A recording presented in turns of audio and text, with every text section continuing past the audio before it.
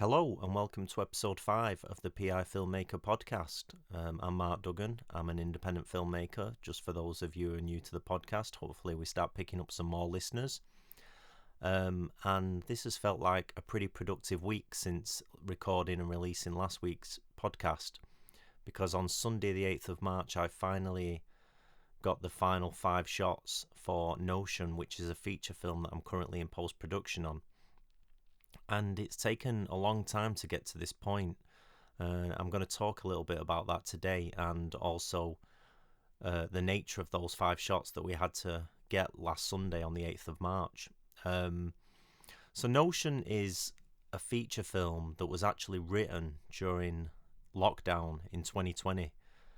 It was a film that was written during the pandemic. In that period, I was finishing off my first feature film, X, but in between taking breaks, I had nothing but time, so I watched a lot of films with my partner Miranda, and I also wrote 2 feature films, so I was pretty productive. I managed to finish X, which was a huge undertaking, my first feature, and also I managed to write 2 feature films, and one of those feature films was Notion, and it was a really big script.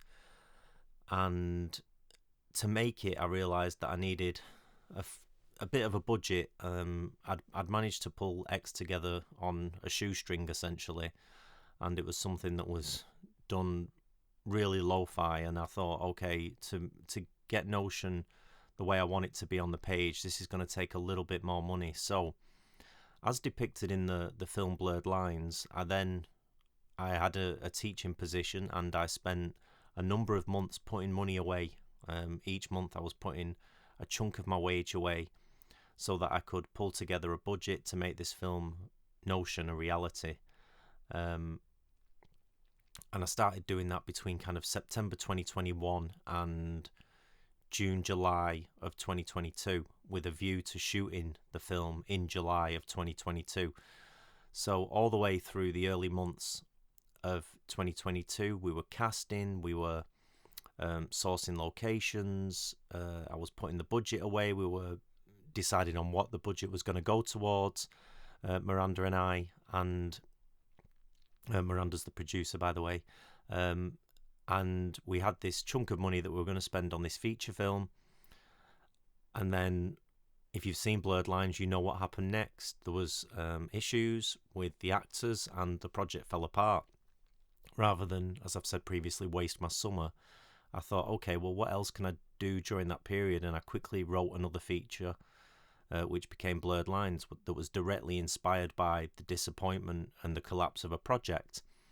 That's a little bit of background. I'm not going to go over that again too much. I have had one listener say that they'd love for me to write a book on the production of Blurred Lines, because they've never heard anything quite like it, that it came out of another project falling apart, and maybe I'll go in a little bit more depth in a future episode in regards to that. But in regards to Notion, I dealt with the fallout of the project collapsing in 2022, shot another feature, but then I was determined to go again as quickly as possible, and so 2023 comes around and I immediately start casting the project again. Have a number of locations locked in previously. Like, for instance, the core location in Notion, they said, yeah, whenever you're ready, you can come back and we'll do it. You can use the property again. Obviously, I was paying, so that helps. But everyone was really supportive, really helpful. And so we were able to shoot again in 2023. And the core of the film was shot during a 2-week period in summer 2023. So we got, I don't know how many pages, I've not counted, but it must have been 120 pages essentially that we shot over a 2-week period. And as discussed in the film Blurred Lines, that just wouldn't have been possible without having actors that knew the script inside out. They really needed to be on top of the script, knowing their dialogue, so that we could do it almost like a play, where actors would be able to do long takes, nail their dialogue, and we wouldn't have issues of me trying to formulate sentences in post because of fluffed lines, for instance. Then August 20 2023 comes around and I find myself having 2 feature films in post-production, which was pretty difficult to juggle because for me, my mind just struggles to deal with that kind of multitasking, especially in terms of storytelling, switching from one project to another. And so I did a little bit of that for a while. I was editing scenes for Notion. Of course, we had to do some ADR, and we were doing these tasks alongside completing Blurred Lines. But eventually it got to a point where I said, okay, Blurred Lines needs to be finished first, and I'll put Notion a little bit on the back burner whilst I get that film completed. And so I did that, and Blurred Lines was finished early in 2025, and we had a screening on Saturday the 8th of March. And there was something, it wasn't planned, but it was something quite poetic about the fact that the final shots for Notion were then shot on the 8th of March, 1 year after we screened a film that was about the collapse of Notion in 2022. So it's weird how these sort of things kind of like often entwine and overlap, and often life kind of gives you a clear reminder of how far you've come. It was quite strange. We were on set on Sunday the 8th of March this year, and suddenly I had a reminder on my phone that last year was the screening of Blurred Lines, and it's like, wow. But you can already, from what I'm describing, you can get a sense of how long a feature film project can take. We've gone from the pandemic 2020 to suddenly being in 2026, and I'm still trying to complete one feature film. I mean, obviously I have completed Blurred Lines as well, but the reality of making independent feature films is just really difficult. I remember when we were shooting a scene for Notion, and someone did a really small part, essentially, where they had to appear in a photo. They were happy to do it, and I was speaking to them in the pub afterwards, because we did the photograph in a pub. And he said, so when do you think this will be done? Like next year? I said, no, probably more like 5 years. And he was like, wow. And that is sometimes the reality, but I think sometimes Hollywood maybe gives us a false impression and false expectations of how feature films are made, because you might hear about a film going into production and then a year later it's on Netflix or in the cinemas, but they've got hundreds of people working on these projects. If you look at the credits on most big budget feature films, we're talking hundreds if not thousands of people, whereas if you're doing all of that work yourself, each task will take months. So for instance, I've spent literally months, if not a good year now, working on the sound design for Notion. And you want to give it everything that you've got. Like you want to explore the creative elements of sound design or the creative elements of editing. I'll discuss that a little bit later, because specifically with editing, we've had sort of a positive moment this week as well, but I'll come to that later. So I finished Blurred Lines, we got Notion back on track, and then when we first shot Notion in the summer of 2023, the core narrative, there was these 2 short sequences that I've discussed this previously on the podcast that take place outside of the core narrative.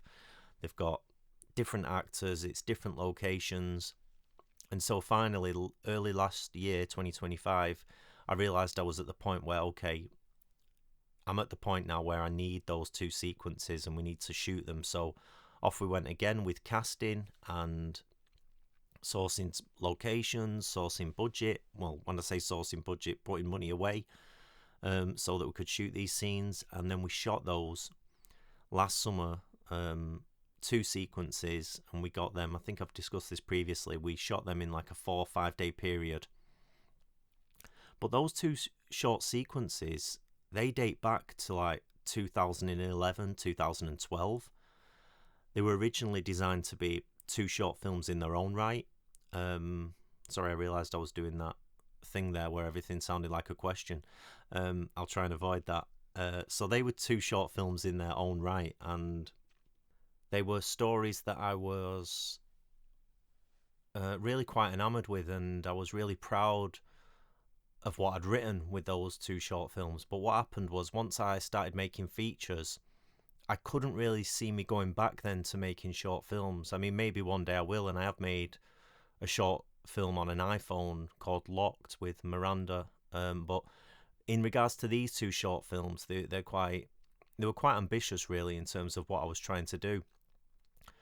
And I wasn't keen on going back to short films having made X.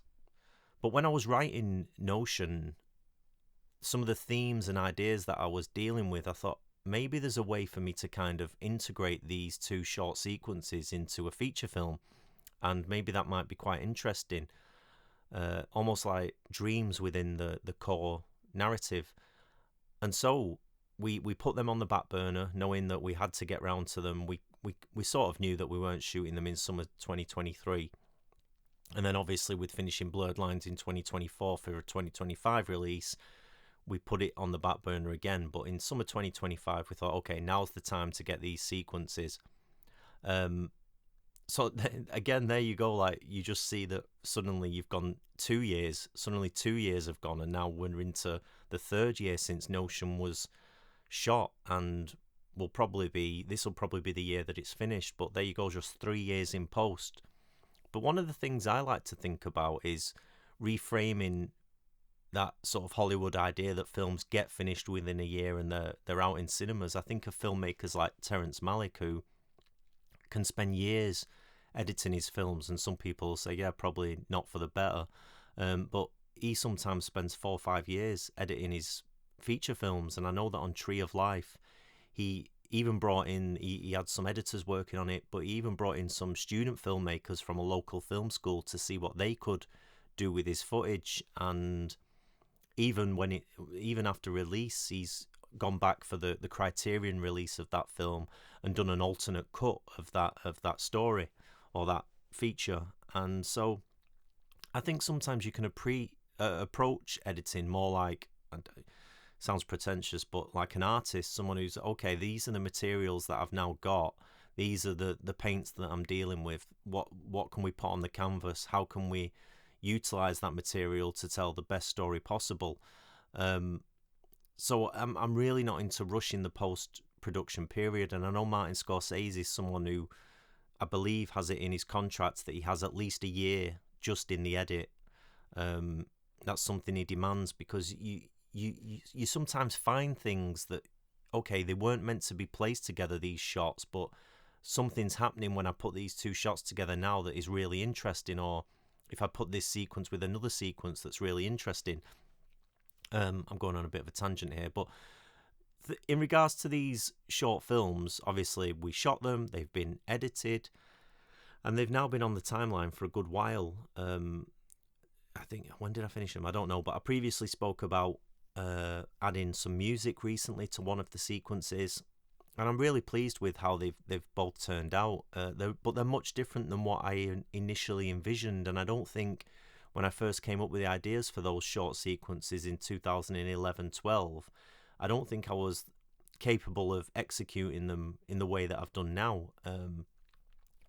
Obviously, the more you do, the better you become at something, and I do think I'm more capable as a filmmaker now. But one of the things that was quite interesting to do with those sequences is bring in a different cinematographer. So I spoke to a colleague at the time, Steve Wyatt, and he came in to shoot those two sequences. Obviously, I storyboarded them, I planned them out, knew what I wanted, and then he executed them in camera. And it differentiates the core timeline from the short sequence timeline. They've got a different look, a slightly different feel, and yet you can get a sense that the same filmmakers behind them. So yeah, we shot them last summer, and to be honest, I found it really easy, because even though we were working hard, for me usually I'm shooting as well, so I'm shooting and directing, so I've got two hats on at the same time. I'm trying to set up the shot, the composition, but I'm also thinking about the performances and getting the performances right. Whereas last summer when we shot these two short film sequences, it was just a case of, okay, someone else is taking care of the camera, the shots, I'm just approving them, and I can literally just look at the performances. So that was nice in many ways. But editing those sequences, with one of the short film dream sequences, we had these 5 shots that we needed to pick up. Now, the way we did this sequence, we utilised, and this was an idea of Steve's, we utilised rear projection. Now, this is like an old Hollywood movie technique where you'll put actors in front of a screen, and the screen will be, rather than a green screen where you put it in after, the images, the background plates will be playing, and then you'll be filming the person against a screen.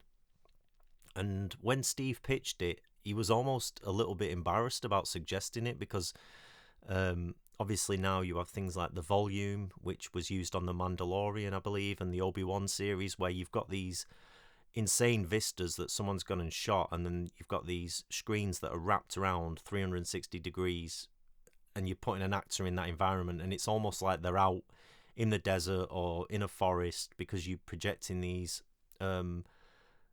vistas on these huge screens, whereas this is like a real old school technique, and you'll see it in films like by Hitchcock and things like that. Like if you think of something like Vertigo, where Jimmy Stewart's driving when he's following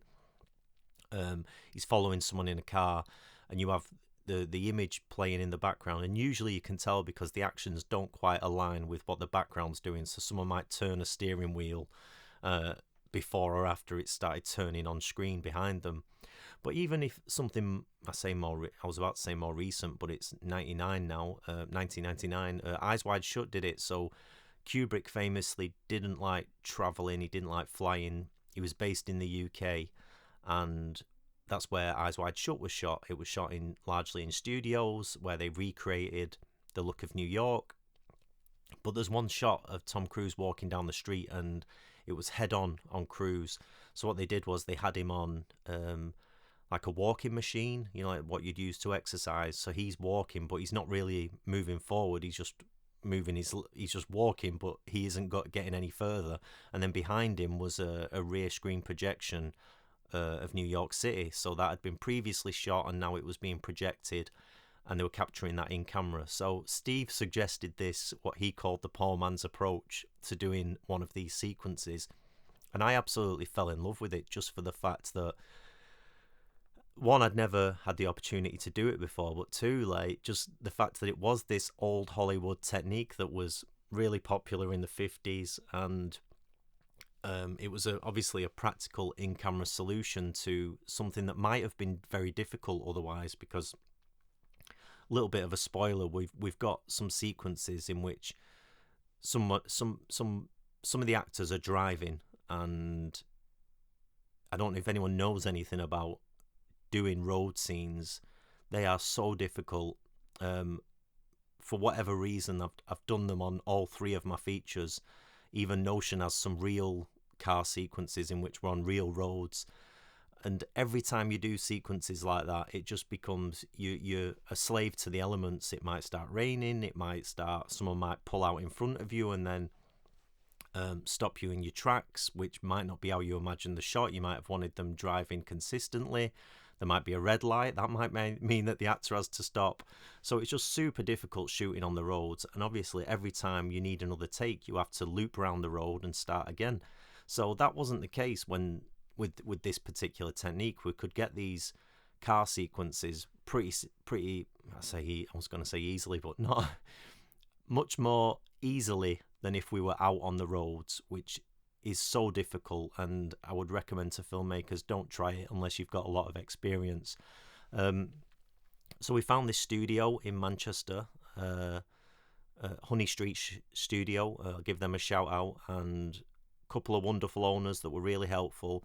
And we took our cars into these spaces, and we had the projections playing. And what this meant was that I could go out to various locations and get the background plates that we were going to project onto these screens. So I could go to places that, if I was doing it on the roads for real, we would have been traveling between various locations to just get these shots, whereas it meant that I could get maybe one bit in the city, one bit in a town, and then we could project them.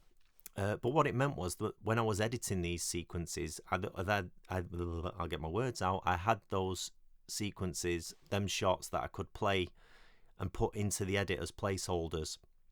So there's a handful of cutaways in which we see the open road, so to speak. But for consistency, we then needed to get them played through the projector again so that it would be consistent with the footage we already have. So the 5 shots this week, they were always planned. It wasn't like, oh, we've fucked up, we need to get the actors back. They were always shots that I knew we needed. And it was just a case of running them through the projector so that we could film the projector. I mean, in many ways, it seems like a bit of a waste of money, but I just wanted to get that consistent approach in the visuals for that particular sequence so that nothing takes you out of the moment and the audience are in it constantly.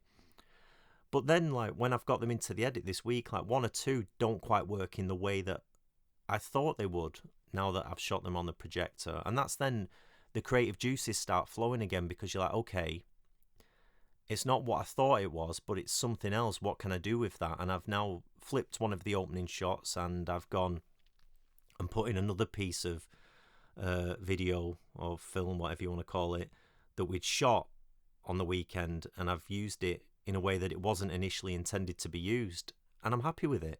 So you constantly, as an indie filmmaker, having to come up with solutions to things that might not be initially how you'd envisioned them. And I think it's really important as a filmmaker to be open to changing your plans if need be.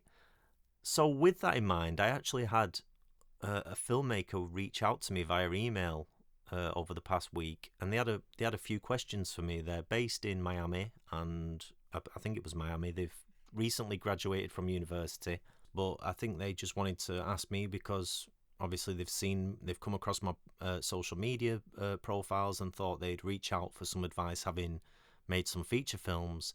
So the first question was, since I see you're also your own cinematographer on your films, and they say they love the way I frame my shots, great stuff.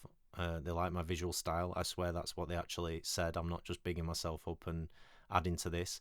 Do you have any advice or tips on balancing directing and shooting your own films while wearing multiple hats? So I kind of alluded to that earlier when I said, well, I didn't allude to it. I sort of addressed it when I spoke about Steve Wyatt doing the cinematography on the short films last year. He was obviously doing the camera work, setting up the shots, and it made it pretty easy because as someone who's shot their own work for quite a long time now, it becomes a real physical and mentally exhausting task, directing and shooting. But in terms of directing and shooting, I think you've got to get that experience so that you know what good framing and good composition looks like, and it's almost second nature that you know how a shot's going to cut together with the previous shot and the following shot, and you're so familiar with what I would call good composition that you can get the shots relatively simply. I'm not saying it's like super easy, but you know that, okay, this shot is going to look it's going to do what I want it to do, essentially, so that you're in a position whereby you're concentrating primarily on getting the performances right and tweaking the performances where need be. I'm not saying it's always flawless. Sometimes there's times where I look at a shot later down the road and go, that didn't quite work the way I thought it would. But I think as part of that, it's really important to go in with a clear idea of what it is that you're hoping to achieve. So storyboards, I know it seems obvious, but having a plan on paper of, okay, what do these shots need to look like, and also what am I hoping for in terms of the performances in this particular scene. Because you've got to be the one who tracks the overarching narrative. So I found sometimes with that, like some actors early on, they might be trying to take their performance to a certain place, and you're like, no, we can't get to that yet because that emotion comes up, or that feeling or that idea comes up a little bit later in this particular scene. So you're tracking constantly the overarching character arc. So you really want to go into every film as a director and cinematographer with a clear idea of, okay, what's the storytelling in this particular sequence or this particular shot. And because it's easy to get sidetracked once you're on set, a million and one things are happening, and suddenly you end up doing something that might have not been the initial idea. Sometimes that's okay. As I said before, you might want to be open to changing the initial idea, but I think having that clear sense of what the storytelling is through cinematography, through performances before you go into a shoot is super important if you're going to be a director who also shoots their own film. So plan. Seems obvious, but it's true. And then they followed that up with, as someone wanting to make the leap into feature filmmaking, are there any lessons you learned when making that transition? I think I kind of discussed this previously. I think it's really important to be able to feel in yourself that as a short filmmaker, I'm someone who can do it. I know that making a short film will be pretty easy, and I'll be able to get what I need in the can quite simply. When you start out as a filmmaker, I think like you make a short film. It's what Robert Rodriguez said, and I discussed it previously. Some student filmmakers make a short film and go, "Wow, it's shit. I thought I'd be better at this," because they've thrown money at it, they've thrown equipment at it.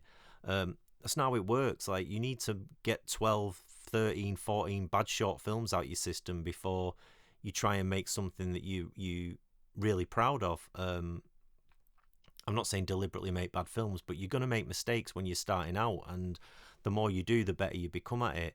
There's a reason why my student films and the films that I made when I was like 16, 17, 18, they're not online because, frankly, they're embarrassing. But they were me trying to figure out how to tell stories through shots and cuts, through cinematography, through performance, figuring out what works, where sound can be doing some of the storytelling, or where a cut can do some of the storytelling. And it was me just figuring that stuff out. But in many ways, I do sympathise with young filmmakers now, because as soon as you do something, the world we live in kind of expects you to release it for everyone to see. And I think that's a lot of pressure, and it prevents people from making mistakes and taking risks. And filmmaking and storytelling needs risk, needs you to take risks. It needs you're going to be a new authentic voice if you do things a little bit differently. But if you're worried about releasing that stuff into the world, suddenly you might start playing things safely. So in terms of making features, definitely get a number of experiences behind you before you then make that leap, because once you're in production on a feature, it is difficult. And even like when you think about what this episode started as, here we are 6 years down the road from when I wrote this film, 3 years after we shot the core of the film, a year after we shot the core of that short film, we're now getting the final 5 shots. That takes a level of commitment and love for the story that you're telling, which kind of brings me on to, I then responded to this filmmaker, and then they reached out with a couple of extra questions. What are your tips for aspiring or emerging filmmakers to actually make their film projects happen and keep pushing forward, especially when projects fall apart? That is difficult. What did I say? So this was my email response. I think this is a question of how much does the project mean to you. If you really think it needs to be seen, the story, then it won't matter what obstacles get in the way. You'll find a way. I think making personal films, projects that only you as a storyteller could have made, helps in that regard. If I don't tell this story, no one else can do it. And supporting that, there's a quote by Robert Bresson, who made some wonderful, wonderful films, French filmmaker. There's a quote, and I put it in blurred lines: make visible what without you might perhaps never have been seen. And this is something I think about a lot, because whether or not Mark Duggan is on the planet, Transformers 7 or 6 or whatever we're up to is going to happen. Whether or not Mark Duggan is on the planet, Scream 6, 7, 8, 9, 10 are going to happen. Fast and Furious 11, all these things, these types of stories are going to happen whether or not I'm here. But because I'm here, there are certain stories that only I will be able to tell. And that is something that helps get me through, that idea of sharing something that if I don't do it, no one else will. And that's not ego, but it's a sense of only I can tell this particular story because only I've experienced it in this particular way. Even if it's something as simple as a family drama, your first love, whatever it might be, because you've experienced it in that specific way, the way you tell it will be unique. And I think that's one way of how you keep pushing forward as a filmmaker, what's going to keep you going, because you're going to find that other people don't care about this thing as much as you do. That's just the reality of it. Like, whether it's actors, like, yeah, they give it all that they're all while they're on set, but they're eventually going to move on to other projects. Whether it's a DOP, they'll give it their all. Like, Steve worked his backside off, and so did the rest of the crew. They work their backsides off, but they then go on to other things. I might be then stuck with this project for 4 or 5 years. So I need to love the story that I'm telling. I've got to believe that, okay, this is worth persevering with, because hopefully someone at the other end is going to care about this, and it's going to resonate, and it's going to move them and touch them. So that's how I personally keep going, and how I push on when things look like they're about to hit the fan, so to speak. And then their fourth question: how do you ensure your cast and crew stay committed and dedicated to your films? Watching your work, it really seems like you've had an incredibly dedicated team. I have had really dedicated people get involved in my projects. Obviously, recently, over the past few films, Miranda's been an incredible producer.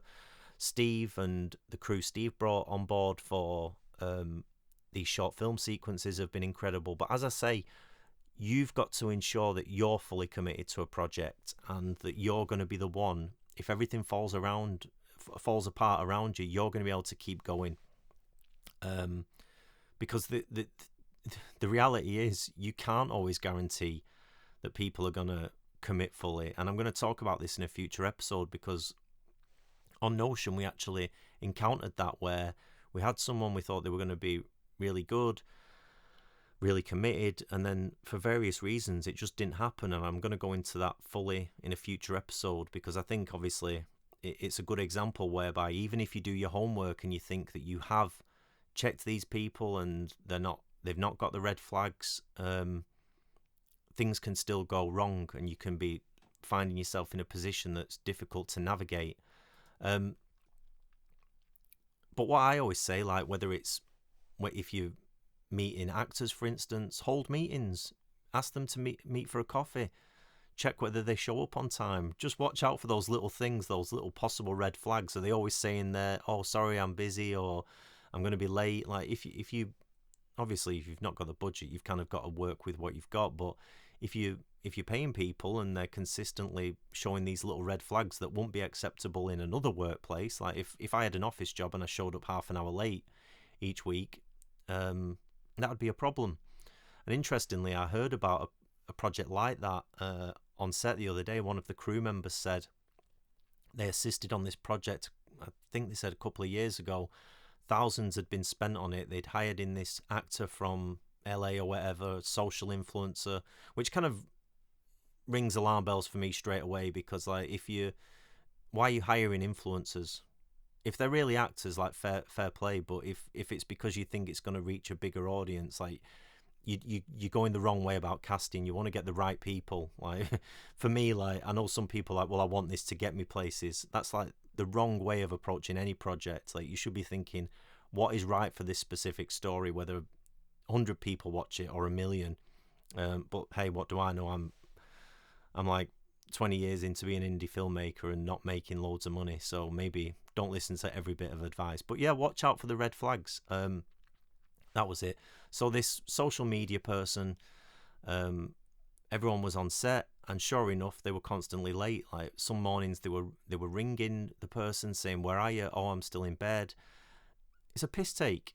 So you've got to hold them meetings and find out whether these people truly are committed. But as I say, even with all of that, sometimes things still go wrong, and Blurred Lines was a film that explored that. Like, if you do all the right things and then someone still kind of tries to push it a little bit and get away with things that you've not agreed to or you don't think are acceptable, what do you do then? And in regards to that project, I couldn't find myself in a position whereby Notion, let's say for instance, if we'd shot Notion in 2022, knowing that potentially the actors might not be completely off book, I'd be in a mess, because actors are gonna fluff lines from time to time. That just happens. Like, I'm not throwing anyone under the bus, but like, even on the actual Notion shoot in 2023, sometimes an actor doesn't quite get the line right, but they know the script. It's just like, it's natural. It's like if I'm delivering this podcast now, at some point I'm going to fluff my words or stumble over some words or some thoughts, but inherently I know what I'm trying to get across within this episode. And I think good actors, committed actors, will know a script inside out. But what you don't need is an actor not being completely off book. You're shooting a scene and you can see that they're primarily concentrating on remembering their line, not actually being present in the moment and listening to the other actor opposite them delivering their dialogue in an authentic manner.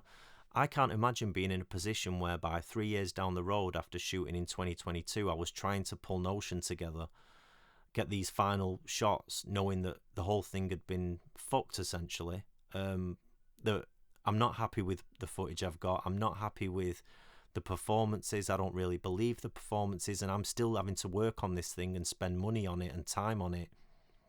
So sometimes you've got to make difficult decisions too and say, at this moment in time, this can't happen.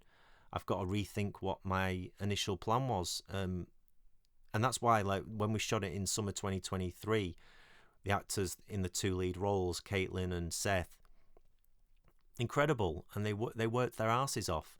And it's a pleasure to sit and edit this material still and look at this material still, because I'm happy with what I have and I'm happy with the story that I've managed to tell. But this is like a 2.5 hour film. Imagine that same 2.5 hours, but where you can see that the actors are trying to remember what it is they're trying to say. Wouldn't be very enjoyable for me or for an audience. So yeah, look out for those red flags. Look out for possible signs that people aren't necessarily as committed as you thought they might be. So there's kind of four questions and some advice for each one of those questions. And if anyone else wants to reach out, whether it's on Instagram or email, you can find my film email on my website, markdugganfilms.com. If you've got questions, I'm happy to answer them on here and discuss them. So yeah, indie films, they rarely happen in a completely straight line like Hollywood productions.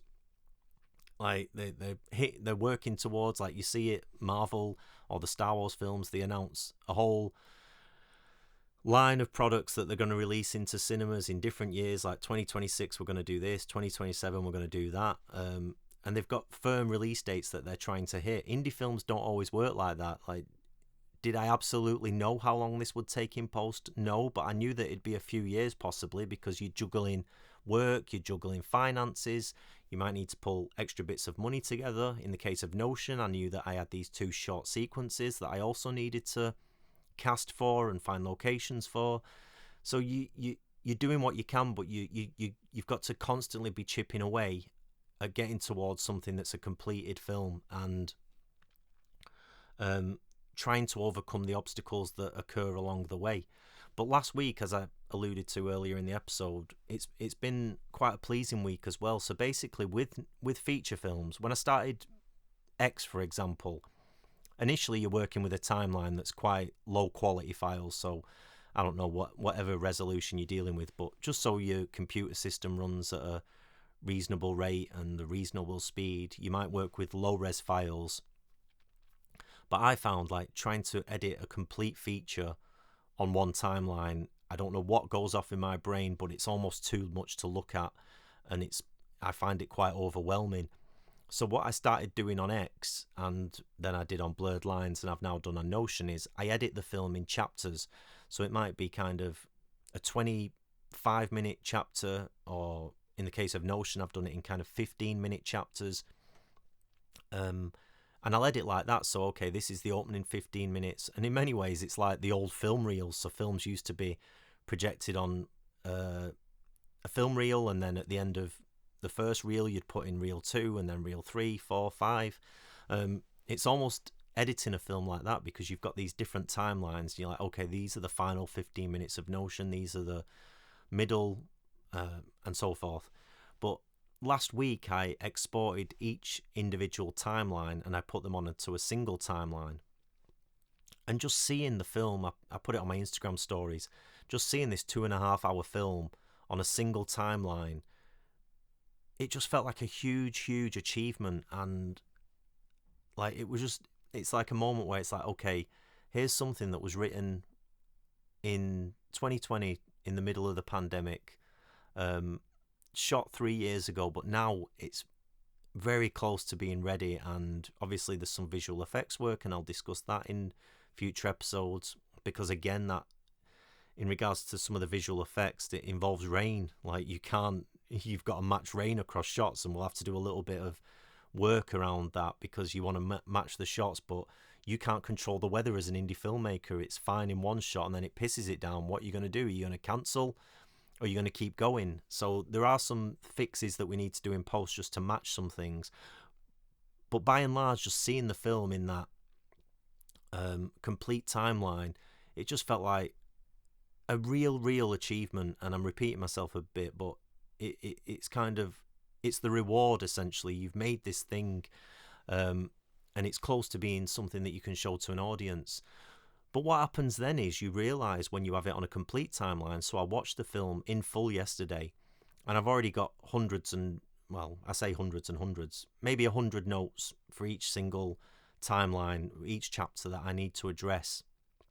And sometimes it's even as simple as, okay, that point is a lot clearer than I thought it was when I was editing on individual timelines. Now I'm on this final timeline with the whole film rather than these separate timelines. I can see that idea is very clear and we can trim that a little bit, or even the cut from one timeline to the next timeline doesn't quite work as effectively as I thought it did when I was editing them separately. So there's things like that where, okay, I can see now that there are some notes where I need to just trim some little moments, or I might need to add a little sound effect. But by and large, I was really pleased with it when I watched it yesterday, and that's good because if you're happy with it, I mean, at least you're okay with it. There's that Rick Rubin quote: "You've got to make it first for yourself. You've got to worry about the audience later, but you've got to start with a place of this is like a diary. This is like a diary entry. This is me at this point in time in my life." And in that regard, even though the characters are younger than I am, the film does represent me to the best of my filmmaking abilities at this moment in time. And that's something that I think you've got to be mindful of. I heard a student talking about this recently, that they watched their film and it wasn't what they thought it'd be. They had these bigger ideas in their head of large-scale film productions, and they were aspiring for something more than they were capable of. They said they've now gone back and they can appreciate it a little bit more and realise what they achieved. But you've got to have a reality check in regards to your abilities at that moment in time. Like, my film is never going to look as slick as a Lord of the Rings or whatever's currently in the cinemas or coming out in the cinemas. Like Project Hail Mary, for instance, is coming out in a couple of weeks. It'll be projected on an IMAX screen, and I'm sure it'll look incredible. You're talking millions and millions and millions of dollars. But at this moment in time, in terms of Notion, I'm happy with it, and I think it communicates what I hoped it would communicate, in terms of the themes and the central ideas that I was hoping to present to an audience. So yeah, I'm pleased with it. Obviously now there's still loads of work to do because I need to go back through with my notes, and what I like to do is make some notes, watch it again after sorting those notes, watch it again after sorting those notes. And the moment that I can watch it all the way through without making one or two notes, I'll let it go. So when I get to that point, the film will be finished. But yeah, it's been a real pleasing week in that regard. We got the final 5 shots for Notion, and I managed to watch the film in its entirety, and it was pleasing. So in terms of what I've watched, and this is kind of putting some perspective into the conversation for indie filmmakers. The other night on Mubi I watched It Was Just an Accident, and this is a film by Jafar Panahi. I hope I've pronounced that correctly. I watched a bunch of videos, and that was the pronunciation most gave for his name. But this is a filmmaker. He has faced severe restrictions on his filmmaking. So he's Iranian, and the government have placed restrictions on his filmmaking in the past. At one point they put a 20-year ban on him making films and even writing screenplays. So he was in a position whereby he couldn't make films. So he found himself in a position of making them sneakily and trying to get his work seen regardless of these restrictions for many years. He'd been placed under house arrest. And there's one called Taxi. Sometimes it's released as Taxi Tehran. where he shot. He was in a taxi. He drove the taxi and he hid cameras. And so there's kind of like blends of documentary and fiction. And he secretly filmed around Iran without permission. And he made another one called "This Is Not a Film," in which he shot in his flat or apartment. And so even though he's been banned from filmmaking, I believe the ban's finished now, but even though he's been banned from filmmaking, he's continued to produce, and in his case, against the severest of restrictions, someone who potentially could face imprisonment or death for making a film. And I watched an interview on Jon Stewart's show in which he said, Jon Stewart asked him some questions, and Panahi responded, "The things you've just said could get you killed in Iran." So this is someone who's really mindful of telling stories regardless of kind of the pressures and restrictions that are placed on him as a storyteller, and he wants to make films that speak to the world in which he lives, so they're very personal projects. It's almost difficult to comprehend what he's been up against in his time. So this new film, early on, this isn't spoilers, this is kind of the setup. One man hears the artificial leg of someone he thinks might have been one of his torturers when he was in prison. So in turn, he kidnaps this person. And from there, the story kind of goes on. But you can get a real sense, and this is sometimes what I think's missing from, like, when you listen to student filmmakers, oh, we're going to do this film about a kidnapping or a hijacking or whatever, a murder, whatever it is, it doesn't have that lived, authentic experience. Whereas this, you really get a sense that the conversations, and apparently he took real conversations that he'd heard from people who'd been imprisoned, and gave them to characters. You get the sense that this is coming from an authentic place. Just an incredible piece of filmmaking. But still, even though he's no longer got this kind of ban on his filmmaking, you still have to submit a script to the government for approval. And he's spoken about this. If he submitted this particular script that he'd made now, they would just say no. And he said it would no longer be my film, essentially. I'd be implementing all these notes and I wouldn't be making the film that I wanted to make. So he took, and there's quite a good interview, you'll find it online, where I think it was Variety, where he's talking about the fact that the guerrilla and undercover techniques that he'd learned on those other films like Taxi Tehran or This Is Not a Film, he used them again. So he was shooting guerrilla a lot of the time in a guerrilla fashion. He was shooting in locations where he knew eyes wouldn't be on him, where like bookshops or on the roofs of car parks, or a lot of it takes place in a van. So he was managing to think through, okay, these are my restrictions, how do I use them to my advantage so that I can tell the film and shoot this film without potentially being put in prison or having the footage taken off him. He said, and he said that they'd got much of the film, and then there was one scene where they were characters at an ATM machine, and they'd gone off to do something, and then they got a phone call saying the police are here now and they want to know what you're doing. Fortunately, he said he backed the film up onto multiple hard drives. He agreed not to shoot this sequence, and then he went back a couple of weeks later and got this scene in the can again. So you're just listening to these stories and you're like, wow, some people are facing huge obstacles, but they still have that desire to tell stories about their personal experiences. And in his regard, like, against a government that are kind of silencing voices like his. So just really powerful stuff, and I would thoroughly recommend this film. But for the indie filmmakers listening, like, it puts in perspective when you're worried about not being able to get the right camera, the right lens, the right location. Here's a filmmaker who's had a 20-year ban on filmmaking. He's made films regardless. I believe one of the stories, he smuggled, I think this might be right, I can't remember the full details, to get it to a film festival. It was smuggled out on a USB, and I want to say in a cake, but maybe I'm confusing two stories there, but it was definitely smuggled out on a USB so it could go to another country to be screened. And at the end of that Variety interview, he says that when that ban was put on him, people would come up to him and go, oh, this is shocking, this is terrible. And he said, eventually got to the point where it's like, okay, rather than moan about the conditions that I'm facing, the more proactive approach is to say, okay, but what can I do? And he talks about this, okay, what can I put in place so that I can make films? And the quote the interview ends on, which I think is great for all filmmakers, he says, if you cannot make your film under any conditions, the problem isn't the conditions, the problem is you.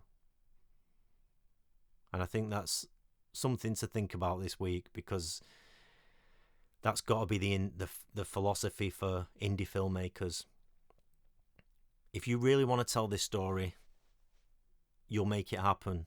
The conditions are not an excuse, and if they're no excuse for Panahi, there's certainly no excuse for me. So onwards I will go with Notion, and I recommend It Was Just an Accident, a fabulous piece of filmmaking.